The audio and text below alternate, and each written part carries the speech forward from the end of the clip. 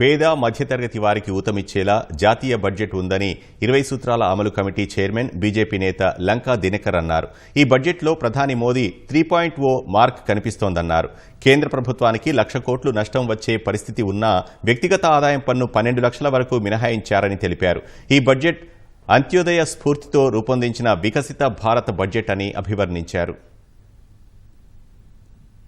ఈరోజు ప్రవేశపెట్టినటువంటి జాతీయ బడ్జెట్ ఇది మోడీ మార్క్ పేద మహిళ మరియు మధ్యతరగతి బడ్జెట్. వ్యక్తిగత ఆదాయ పన్ను 12 లక్షల వరకు మినహాయింపు, కేంద్ర ప్రభుత్వానికి దాదాపు 1,00,000 కోట్ల రూపాయలు నష్టం భరాయించాల్సినటువంటి పరిస్థితి ఉన్నప్పటికీ కూడా మధ్యతరగతి వర్గాల వారిని, ఉద్యోగ వర్గాల వారిని ఇబ్బందుల్ని ఏదైతే ఉందో వాటిని అడ్రస్ చేసేదానికి గాను ఈ యొక్క నిర్ణయాన్ని తీసుకోవడం జరిగింది. దేశమంటే మట్టి కాదో, దేశమంటే మనుషులో అనేటటువంటి మాట ఏదైతే వారు ఆ యొక్క వ్యాఖ్యతో ప్రారంభించారో ఈ బడ్జెట్ కూడా అదే స్ఫూర్తిని ప్రతిబింబిస్తూ ఉంది.